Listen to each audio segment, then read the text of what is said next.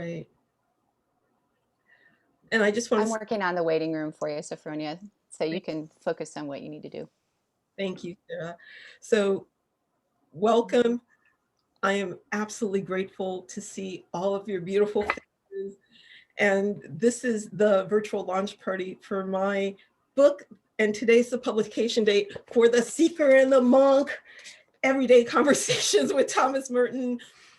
You guys can all, let's start off. You can all unmute and let's just say yay, because that's why we're here. And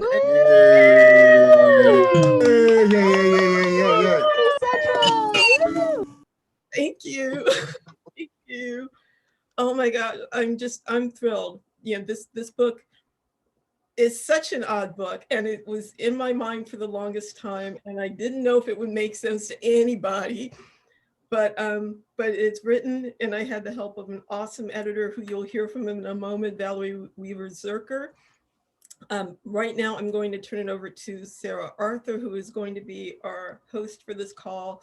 And I'm grateful. I'm grateful for you all being here. Well, hello, everybody. We're so glad you're here.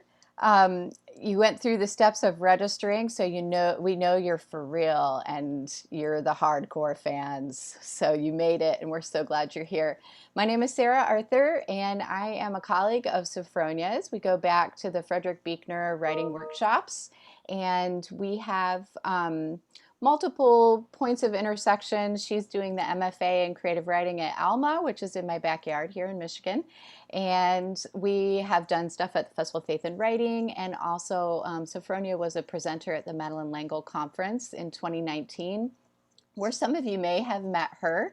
And that was a conference that I co-directed after writing a book about Madeleine L'Engle. So we have this intersection of both of us having immersed ourselves in the lives and works of authors from the 20th century who have had just a tremendous spiritual legacy. And of course, Thomas Merton is one of those. And so, but I have some questions I want to ask her, and along the way, we invite you to be thinking of some questions as well. And at the end, 11:30-ish, we'll open it up for that Q&A. But for the time being, while we're doing this Q&A, if you could keep yourselves muted until we do some questions at the end, that would be helpful for everybody. I wish I could mute myself because I have a second and fourth grader doing remote learning, and that I've already had like pounding on my door of my office. They were informed to not interrupt during this time, but it's real life, right? So, but we'll avoid the barking dogs and doorbells and all that with our selves muted. So we're actually going to start with Valerie Weaver-Zercher. Zercher is the editor at Broadleaf Books, who worked with Sophronia on this project. And I wanted to start with you, Valerie, just to give us your sort of 10,000-foot view as an editor working in publishing. Why Merton and why now? And of course, we all know why Sophronia because we already love her. So why don't we start with those other two, and then you can add why Sophronia when you want to. I was going to launch right into why Sophronia. But, good. We're all a fan, so sure. I'll try to answer the other questions too. So I had the pleasure of first meeting Sophronia, I think at Festival of Faith and Writing. Sophronia, I don't even know if we've talked about that. I remember a conversation with you in the exhibit hall. And as I began my work at Broadleaf Books in 2019, just thinking through writers that I'd connected with, people who might be working on projects that may be well aligned with our work here at Broadleaf, reached out to Sophronia. So, I send lots of those kinds of emails, sometimes never hear back. Sometimes people are clearly at various stages of projects, but Sophronia's agent then sent me this like beautiful proposal, like so well formed for the vision for this book, like this conversation with Thomas Merton. And I it felt really well aligned with what we're about at Broadleaf, what we're looking for, which is kind of books that are able to kind of have one foot in the Christian market, one foot in the general trade. We know Merton's appeal to the kind of spiritual but not religious folks, people who have conflicted relationships with the Christian tradition. We certainly know Merton's appeal to people who identify as Christian and are committed to, spiritual practices and work of justice and healing in the world. And then just the intimacy with which Sophronia has conversations with this dead white monk. I mean, they're really, there's a lovely way, and if you've read the book, or soon hopefully we'll have the pleasure of doing, she just has this lovely way of conversing with him, pushing back against him. I told her during the editing process, I feel like there's this maternal energy that kind of, emanates from her work. She's like treating him with affection and respect, and also with a lot of like pushback. And anyway, just so many things to love about the project. And we just know Thomas Merton continues to speak to millennials, to people that are concerned about justice and healing and spirituality. And so it just felt like the right project for now. So the timing, I'm still intrigued by the timing, because we have the pandemic has been upon us, and Sophronia reflects on that a bit throughout the book, and we have this sort of cultural moment where racial justice in particular is at the forefront. Could you have anticipated any of that as you acquired this book for Broadleaf? And like what it just feels really prescient to me, and I just wonder if you have any thoughts about that. Well, certainly the conversations we were having and the acquisitions process happened totally pre-pandemic, so that was not on anybody's radar, as far as I know, when we were having those initial conversations.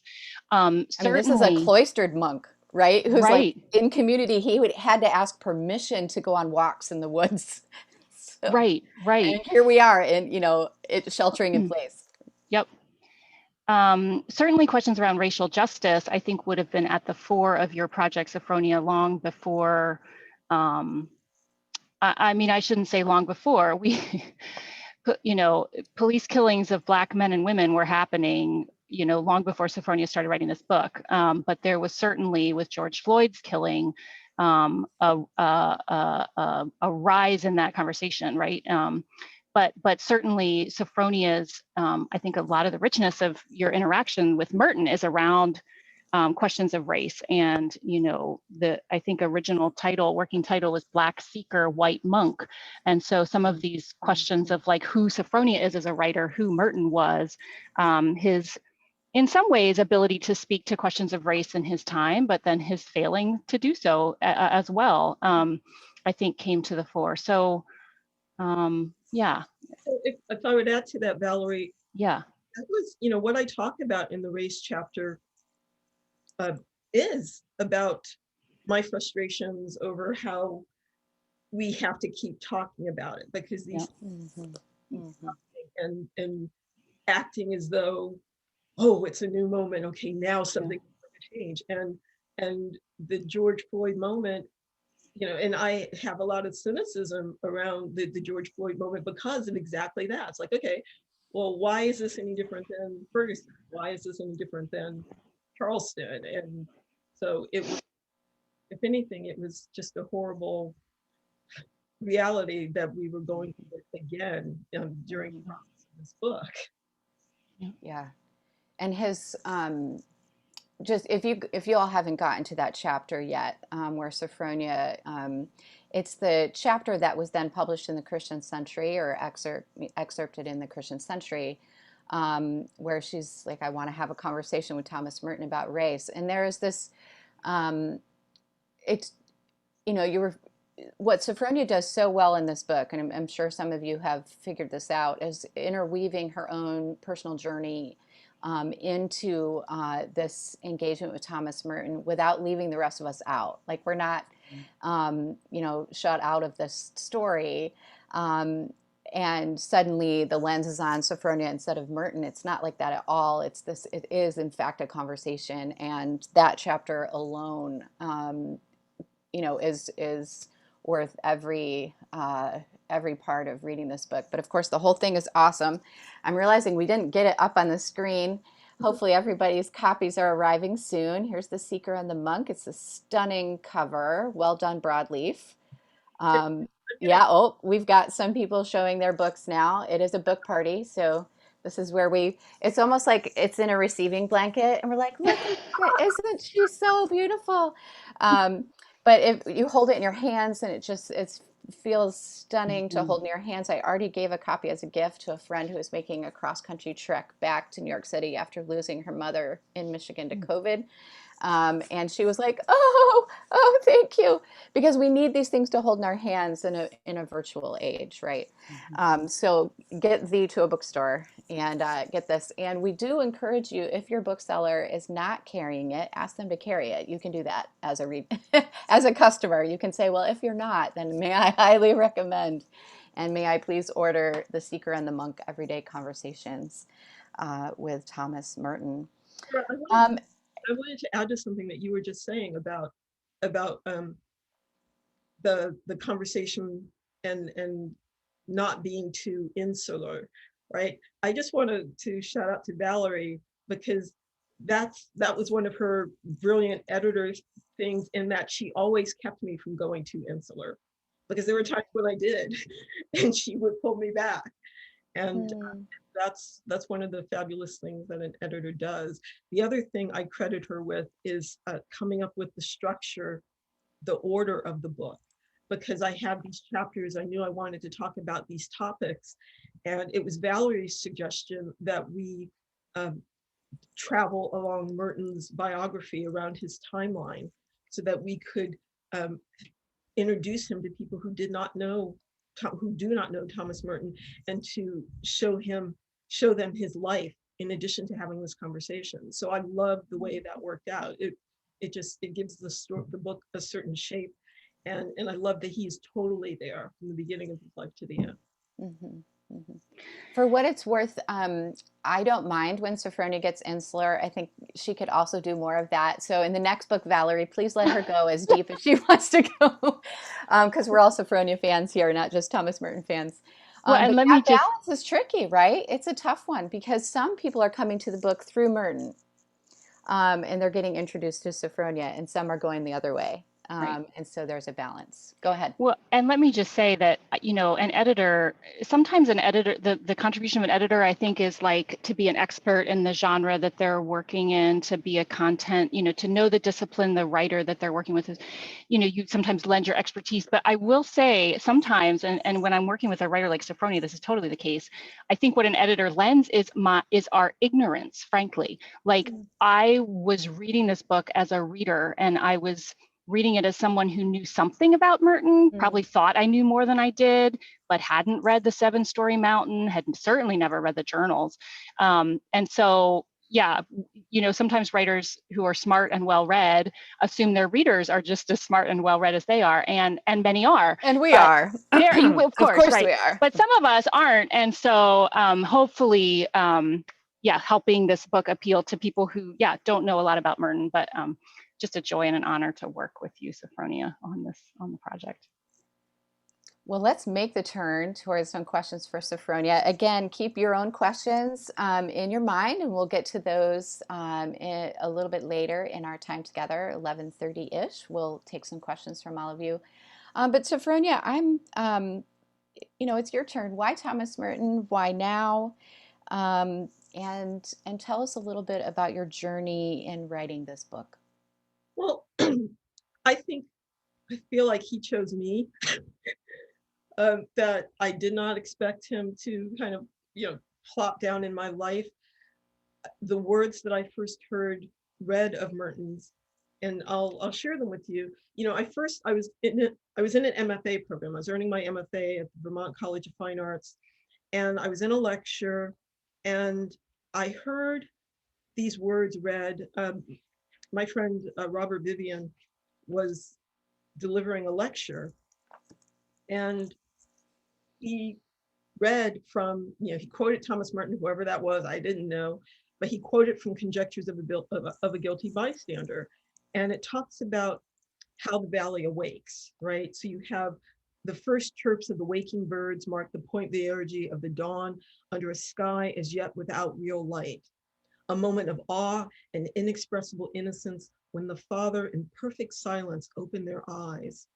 They begin to speak to him, not with fluent song, but with an awakening question that is their dawn state, their state at the point vierge. Their condition asks if it is time for them to be. He answers, yes.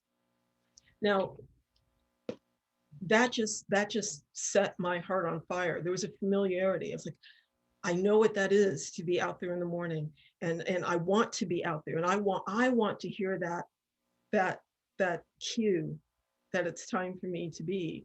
And I just, when you hear something like this, it's like, it's not just beautiful writing.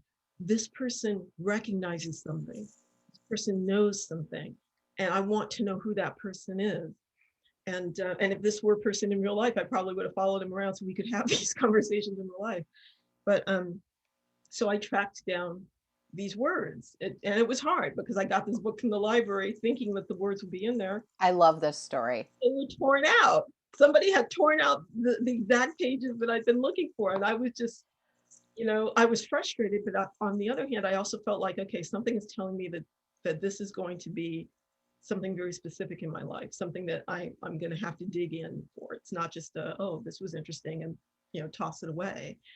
So I read The Seven-Story Mountain, and maybe this is my writer teacher brain in overdrive, but I liked it, but something told me that there was something missing, and he's not telling me something, and I wasn't sure what that was, and it wasn't even something I went looking for. It was just something that I thought about and filed away. And later I don't even know if this was weeks or months later, but I just happened to be in my church's library and come across that really thick, the Seven Mountains of Thomas Merton. It's a biography about Merton. And he talks about how the writers at the monastery and other Catholic writers, they go through a censorship process. And Merton was constantly battling this, and that there were things that they just take out. And I realized, oh, okay, so this is what I'm sensing. But the book also mentioned that Thomas was an extensive journaler, and that he had 7 volumes of published journals that were not published, as stipulated by his will, until 25 years after his death. And I thought, oh, this is where I'm going to find the real Merton. And isn't it, I can't even tell you why. There was something in me that felt that I needed to see the unvarnished Merton. I'm not even sure why. Maybe I sensed that there was something there, like somebody who could be a friend. I don't know. But I went and went to Amazon and tracked down all these journals and started reading them. And that's who I found. I found this very human person. And in certain ways, I recognized him. I was like, oh my gosh, he's brash and even arrogant, like some of the guys I went to college with. He's got attitude like some of my brothers, right? He's silly and young, like my son. There was just something so familiar about him, and yet there was also that spiritual aspect that's like, yeah, we speak the same language. And I found myself reading and thinking about things in my own life, right? As I read, I'm thinking about things in my own life, and sometimes things will come up and I just remember what he had said in the journal, and I'm thinking about it. And so it was like he was that close to me. But it wasn't until I was at the Festival of Faith and Writing, where I met Valerie, that I realized that this was anything special, right? I'm on that panel, and I'm telling the audience, look, I'm not an academic. I'm just a person. I'm a lay person, and I have this monk who follows me around, and he just gives me advice, right? And so for those who aren't familiar with the story, Sophronia was invited to be on a panel at the Festival of Faith and Writing about Thomas Merton. Here are all these scholars, and then here's Sophronia saying, there's this monk who follows me around. That was her entry point to being on the panel. And that was the moment where everyone in the room, and I actually remember this, Sophronia, was like, oh, I like her. She reads the way I read. God, you were there. Yeah. I live in Lansing. I was an hour away, and I wanted to hear about Thomas Merton. And then there's Sophronia on stage. Yeah. And so, and so people connected with that. Yeah. And one woman finally said, you're writing a Thomas Merton book, aren't you? And I was like, I guess I am. Yeah.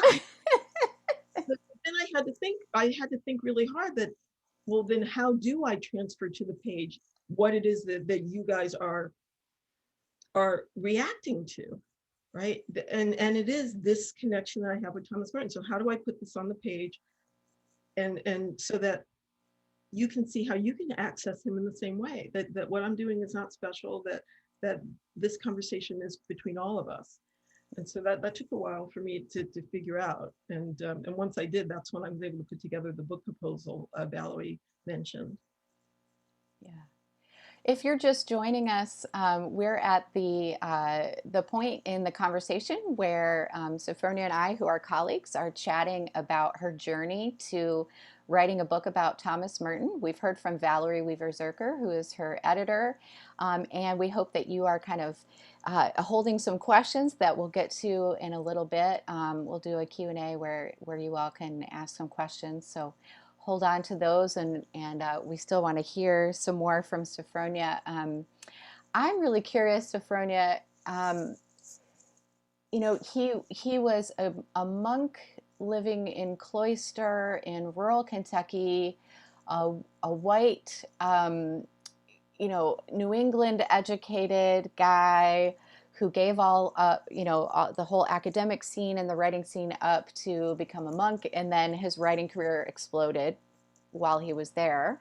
He became very famous, but was still essentially in what most of us have experienced for the last year of basically being in lockdown, in his cloister. Like, he had to ask permission to go on walks in the woods outside. I mean, to go on a walk in the woods, you have to get permission. This was really hard for him, as you discovered in his journals. And there was a lot of sort of tension in his life between I'm sheltering in place, as it were, with all of these people that I may or may not like, trying to be spiritual. His journal's the place where he's being real on the page about that tension. But then he has this call from the world, this constant call from the world to engage. And of course, here we all are on Zoom from all over the country, experiencing that very kind of same weird tension, right? And those of us who are introverts might, you know, connect with that meme that says, even after all this, I still don't want to see all you people. And then some of us are like, I can't wait to get out. Tell us about that tension for Thomas and how it might speak to our own present moment. Because this is the 1940s, 1950s, and 1960s. Right. So it's still real and relevant. And we're all kind of have been in that space. Yeah, you know, the 1940s and 1950s for Merton in the monastery were really about, you know, that writing and the fame. And he was really writing a lot about spirituality, right? And he was very focused on that. And around the time, I think it was the late 1950s, he had what is known as his famous epiphany at 4th and Walnut in Louisville, Kentucky. Basically, this epiphany that he is connected to everyone, that he is not cloistered and away and separate, that we are all united. And that caused his writing to turn outward as well. And he began writing about nuclear war and peace and the civil rights movement, often bumping up against the censors who often thought that he shouldn't be writing about such things, that he shouldn't be, you know, probably afraid that it would sound like he's speaking for the Catholic Church, right? So he got a lot of pushback on that. But he was constantly reaching out, even though he was cloistered. You know, I mentioned 7 volumes of journals. There are like 4 volumes of his letter writing that exist, published letters, because he was constantly writing letters. You know, you and I would, you know, read something and maybe pop off an email. He would read something that moved him, like reading Boris Pasternak, and he would sit down and write a letter and find an address for this person and send it off. Not an easy thing because you have to get permission to send a letter. And yet he did this because he wanted to be engaged. When he saw something that moved him, he wanted to be engaged with this person, and they wrote back. So he energetically kept up a correspondence. So he was in the world. And as someone who, and I write about this in the book, I'm someone who sometimes feels so bewildered by the world that yeah, I want to just totally withdraw. But he shows me how to engage without being wounded, how to engage without putting my heart at risk because I'm just so disappointed by the things that I see. How do I engage? And I learned that from him, that it's still possible and necessary. Mm-hmm. Yeah, that's really powerful, Sophronia. Thank you for that. We have the opportunity to take the turn towards some questions now, unless there was anything more, Sophronia, you wanted to cover in this portion of the Zoom party. It's a launch party, it's a book party. I also feel like what we're missing is that sort of mingling around in the bookstore with the launch, where we get to be like, I know you. How do you know Sophronia? How do you know Thomas Merton? What's your favorite Thomas Merton book? Yeah. So this is something Zoom doesn't allow us to do. So we have to be a little more formal. Yeah, I can take questions. There is a question already from Lisa DeLay in the chat. She wants to know if Thomas Merton's journals cover his correspondence with James Baldwin. In order for that to be, that would mean that he would have to copy over the letters that he would send to people. So the letters aren't in the journal, but he does talk about his reading of Baldwin. Maybe that's the, does he mention that he was even corresponding with him? Yeah. And that he's fascinated by what he was reading about Baldwin. And talking about Baldwin also in terms of nonviolence, what he was learning from Baldwin about nonviolence. Yeah. Yeah. Again, if you're just joining us or and maybe missed the beginning, the chapter, one of the participants posted the link to the Christian Century article that was excerpted from the book. I want to talk to Thomas Merton about race. It's the chapter where Sophonia writes from her experience of reading Merton in our cultural moment. So make sure you catch that. We can take questions in the chat, or feel free to raise your hand. And if I miss your hand, maybe Valerie, you could help me pay attention to hands. Okay. Let me see if there's another question. Oh, somebody wishing you congratulations in the chat. Okay. If you know how to go over to reactions, participants, if you click on reactions, you can raise your hand to ask a question, since we have quite a few people on the call, rather than just, but if for some reason we miss you, feel free to jump in and introduce yourself. Say your name and who you are, and a succinct question that ends with a question mark that Sophronia can answer. I'm also saying hi to the Simmonses who are in England. I see you. Oh, guys. Wonderful. Hey, Mary, Burnett. Mary, do you have a question, or are you just waving? She's just waving. Oh my goodness. Hi, Steve Crowder. And Ron. I have a question. Great. Thank you, Mary. Oh, Sophronia, congratulations. Thank you, Mary. I'm happy to be here on your celebration. I love your cover of your book. What was the process on picking your cover, and can you tell me a little bit about the colors and why you chose that cover? Actually, I had no choice with the design of this cover, but I will tell you, I can tell you that, and I didn't tell you this, Valerie, a friend of mine, I don't know if Mary Lou is on the call. Mary Lou is an artist, and she actually contacted the guy who designed this cover and asked him about it. And he said that he had, gosh, I'm going to give you the exact words because I don't want to get it wrong, because it was such a beautiful thing that he said about it, that he had seen certain like a certain imagery. Oh, I'm not going to be able to find it because it's not, I don't have this open. But he had seen a woman across he had seen an image of a woman on a subway platform, and the colors rushing by as the train passed her by, and that the stripes represented all of the blur of colors of the train passing by. And he felt that the book is a journey, and that train passing by represented that. And so he wanted the stripes of colors, and he made it watercolor, just to soften the look of it. And that's how he came up with it. So it was just absolutely brilliant. Right. So that's where it came from. And it's a fun moment when that JPEG comes in your inbox. It's a trepidatious moment because you could open it up as an author and be like, oh, no, no, no, no, not this cover. But in this instance, if you all haven't seen it, the look on Sophronia's face in her video when she opened her box of books was one of my favorite moments on the internet recently. We do have some questions coming in the chat. Anya would like to know, first of all, she says, congratulations, Sophronia, and what surprised you the most? I'm assuming in writing this book or what you learned about Merton. It had to do with what he wrote about love. Mm-hmm.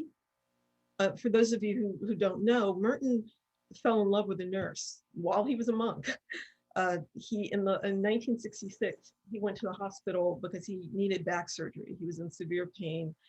And one of his caregivers was a young woman who refers to as M, and they fell in love.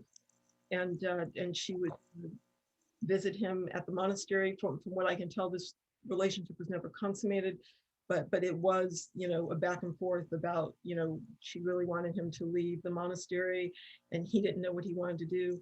But some people see this as a scandalous thing, but from what I read in his journals, I thought it was a miraculous thing, because if you read his journals before that surgery, it was dark.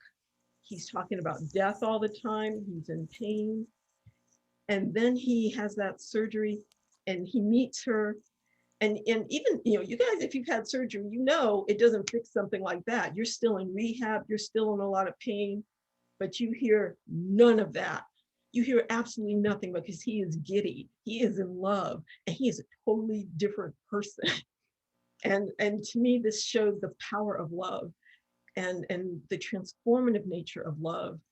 And it changed him not only in that moment, but it made him look back, because he used to be a womanizer. Like, he was notorious before, when he was in college. He got kicked out of Cambridge in England.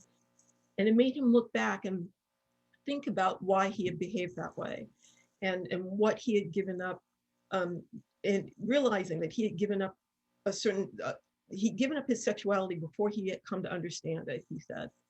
And it made him look at the way we deal with love currently. He even wanted to write about it. He wasn't afraid to do that. So, and I write about love anyway, my novels, other nonfiction. I'm fascinated by the transformative nature of love. And I was amazed by how powerfully I felt that from him. Yeah.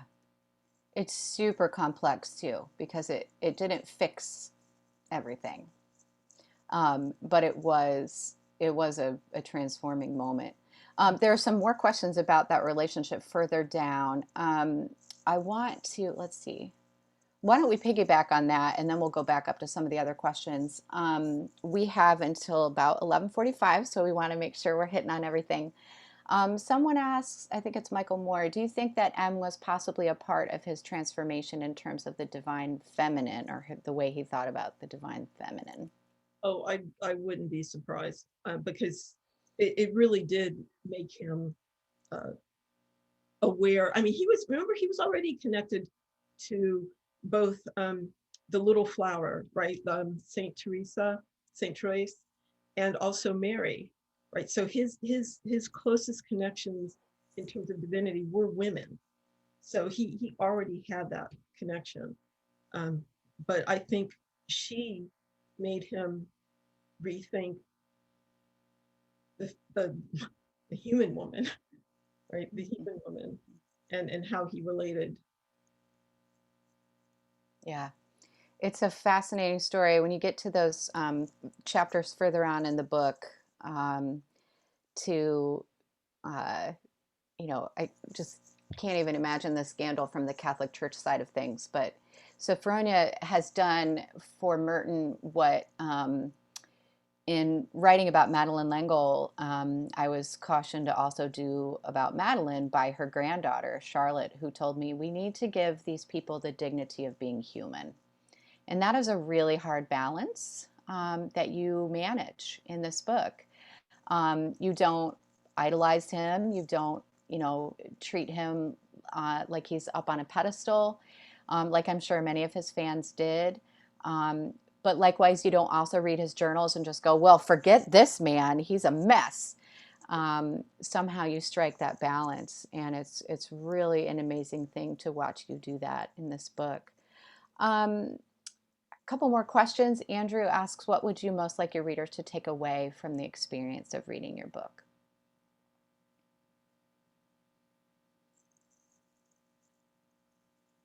I want them to see a way into their own spirituality, that they can question things and have someone like a Merton guide them. Right? And I find that I tend to write in response to questions, and people seem to be interested in how I think through things, because for some reason I'm very aware of my thought process, so I can articulate, okay, here's what was going through my head at the time, and here's how I work through things. And to me, if they're asking that to me, that's in service because they want to figure out how to do that for themselves. So that's what I'm offering. Here's, because I feel that sometimes we think that, especially when we think about mystics, we think that, oh, that's that person, and that person, only that person can have that kind of connection, and only that person can be so spiritual. But that's not true. That we are all connected, and we are all part of source. So all I'm doing is saying, here's how I do it, and this is part of you too. Mm-hmm, mm-hmm. Phoebe, does that address the question you have? I mean, I see it a little further down. You ask Sophronia how she overcame Merton's saintly ambiance to actually have those harder conversations with him. Yeah, Phoebe, hi Phoebe. I don't think I ever really had that sense of him, just because coming to the table, I didn't know him as Thomas Merton, right? Mm-hmm. So yeah, so I didn't have that about him to begin with. I think I saw him as very human right off the bat. Roger has a question about Merton's. I love this concept of Merton being sticky, like he just keeps coming back generation after generation. How is that? What do you make of that? What makes him so sticky that he's still around? Roger, and like you said, you're versed in Merton as well. It's because it's because he was so prescient, right? I mean, when you read letters to white liberals, it's shocking how relevant what he writes about civil rights and about the race problems, how it's exactly what is going on right now, right? And maybe it's because he understood society so clearly about where we're falling down on the job, so to speak. And he can see that, okay, if we don't fix this, it's going to keep happening. And he's right. So he's sticky because he's still relevant. It's not ancient wisdom that doesn't fit today's, the way we live today. It's he saw it. He saw who we are. Maybe it's because he understood at the very base level of how we interact as humans. And it doesn't matter what year it is, what clothes we're wearing, what's going on, that the way we treat each other is an ongoing issue that we're constantly thinking about, how we treat each other and how we relate to the divine. That's timeless. Thank you. That feels like an awesome note to end the Q&A on. I just have to say, thanks for those awesome questions, everybody. I'm sorry if we missed anyone. Some final thoughts, Sophronia or Valerie, information that people might want to know before we sign off for this party. And again, I wish we could all mingle in the bookstore and chat and have our, hors d'oeuvres before lunch, but alas, we have to get off the call soon. Well, I wanted to say, I see Ralph, Dr. Watkins is on the line. Ralph has made some fantastic videos, video reviews of the book. So check out his YouTube channel, Dr. Ralph. He's the scholar with the camera. Very awesome. And I'd also like to share with you, if you haven't read the book, you do read the book. It really helps to have reviews posted. So if you could go to Amazon, go to Goodreads, go to barnesandnoble.com, and it doesn't have to be an elaborate like New York Times length review. Just talk about what you enjoyed about the book, and that would be really helpful. Yeah, it's The Seeker and the Monk, Everyday Conversations with Thomas Merton. And again, today is the day that it releases. And so you can order it. Amazon's can be posted. We're going to take this moment while everyone's on. Why don't we unmute and cheer for Sophronia? Woo! Yay! Sophronia! We are so excited. Woo! Yay! All right, so transfer this excitement into a review, everybody. If we do that all today, it drives all kinds of energy online for the book. And we're so excited for you, Sophronia. God bless your work and the words as they go out into the world, bringing Merton to a new generation. We're so grateful for you and Valerie for your wisdom in acquiring the book, and can't wait to see what God is up to next in your life. God bless. Thanks, everybody. Everybody, take care. Bye. Thanks for coming.